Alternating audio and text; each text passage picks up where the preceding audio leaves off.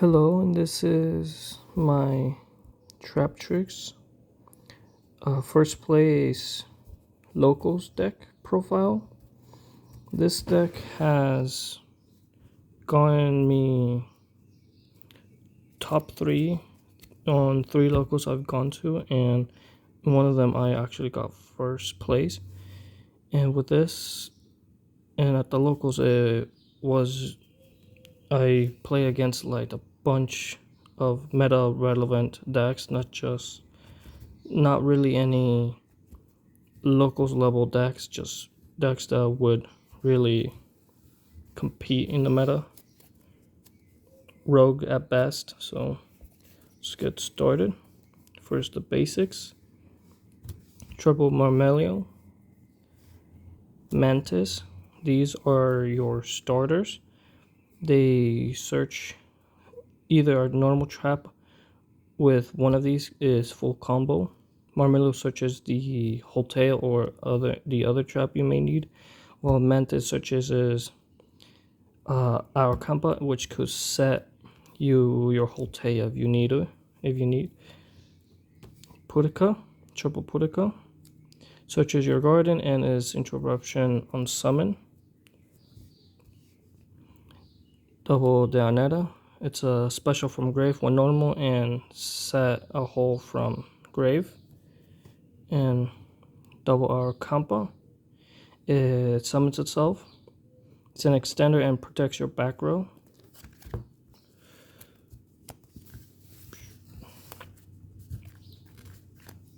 For the holes, triple Holtea.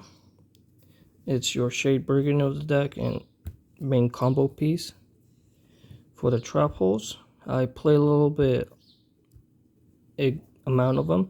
So double Floodgate, the most versatile and useful trap out of the bunch, just because it has the least restrictive activation. Double Gravediggers. I've seen people play like one, but two tend to be good because one stops the hand trap and the second one stops the combo piece if needed. So it also catches your opponent off guard. So it's good.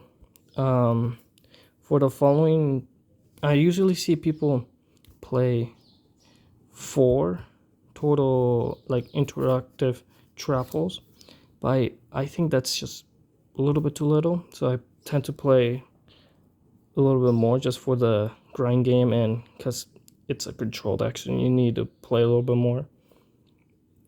These could be swapped out for other ones.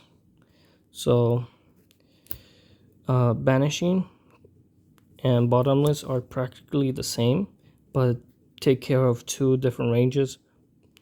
Banishing takes care of like smaller monsters, while Bottomless with bigger monsters. And the last one, Nightmare, and just because it just stops any monster that might just activate later in the turn, just not when it's summoned. Helps with like negation, like getting rid through interruptions or cards of the similar magnitude. The one Garden, the ordinary Traptrix monster, Parallax Seed, good extender. Helps with a lot of extending game, and going first it gets you your extra Xyz monster, and going second is just a great extender to like go into Exciton or just bait out some interaction with this while you get your main combo starting. That's for the main core. Time for the utility. Ash, because we are also playing the Impermanence. Good card in Traptrix. It's a hand trap. On top of that, you can also discard it for Holtea, so it's also combo piece at best. Same could be said for Evenly Match. It's a structured deck staple, and it gets you, it's a good piece going second, which helps the deck a lot. And a worst case scenario, you just discard it for Holtea, so good.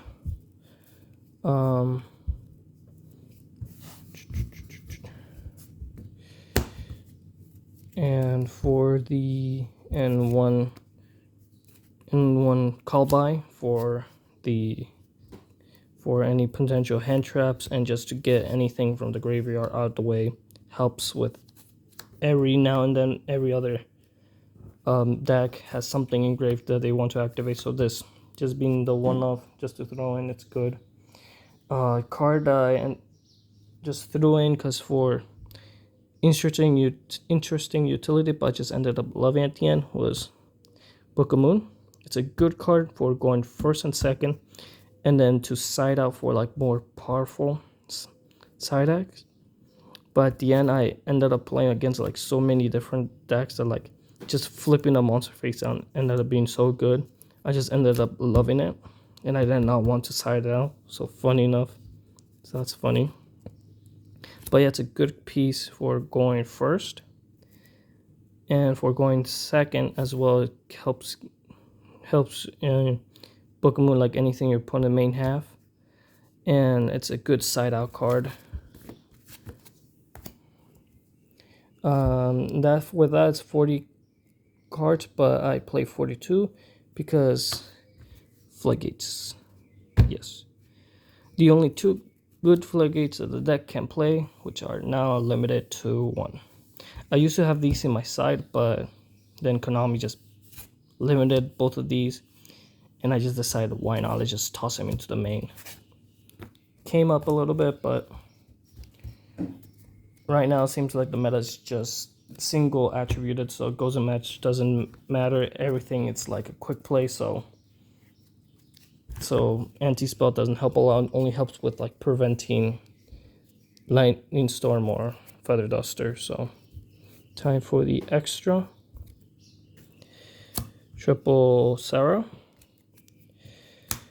1 Caleria, and 1 Atopis. Triple Sarah is, I'll say it's very needed and standard because it's for your main card that you're gonna want to go to.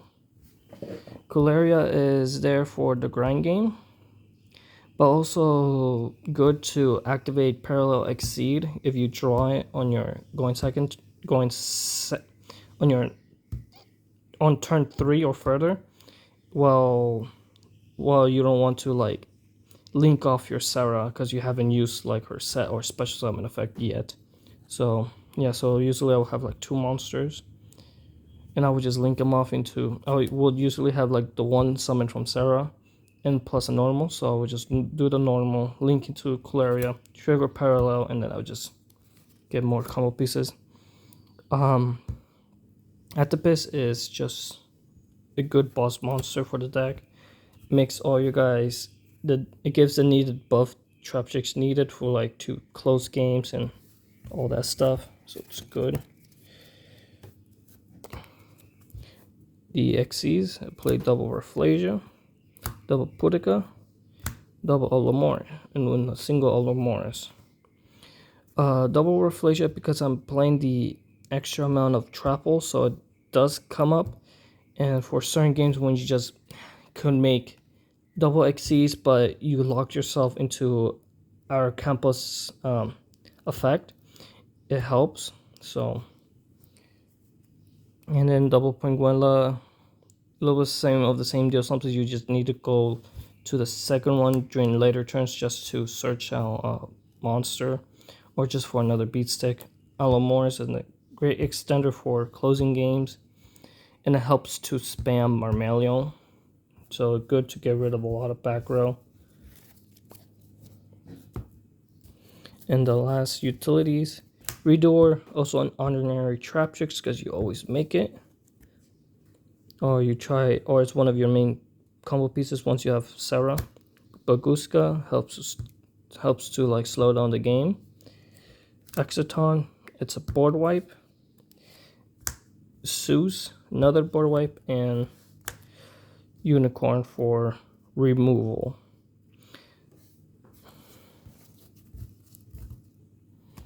For side that I brought, I try to hit as much as I could. So first, Retaliancy and Shifter. This is a shifter deck, so while the graveyard doesn't really, losing your graveyard won't hurt you as much as other decks would.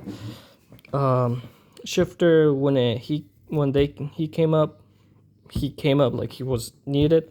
Retaliating to was just shifters 4 to 6, but it needs to be summoned from when your opponent activates a spell that summons.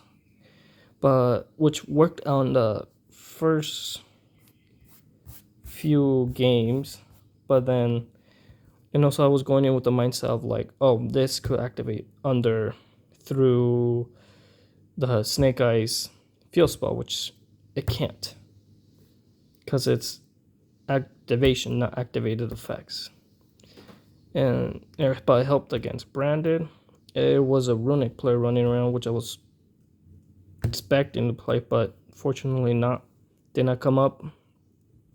So good. And on matches where they also could play Shifter, on matches like Tempai, where they could also play Shifter, I usually don't side in Shifter because at that point, you better keep the utility from the graveyard. Lightning Storm and Duster helps other good pieces of going second and removal. So there's that. Yes. It hurts more than it hurts them, because if they barrier dimension you, all you have to do is just make your links and just literally just make Sarah set 5. Don't even bother about activating Holtea. It's just better to activate it during your opponent's turn. Helps against Tempai, Branded, Runic, and it stops your opponent from summoning their monsters. And like helps stop Super Poly, so Yubel's off the question as well. So it's just good card. Like it's the side staple of the meta of the time. Solemn. Yes, but no. This card just hurt. For some reason, it just hurted me more than it helped. Because for some reason, if the card states you can only activate it and use Sun Judgment, they could activate again because you negated the activation, not the effect. Which is a dumb ruling, but came up like a good number of times. But yeah. And that's my deck profile. So for my first place Traptrix local tournament. So thank you for watching.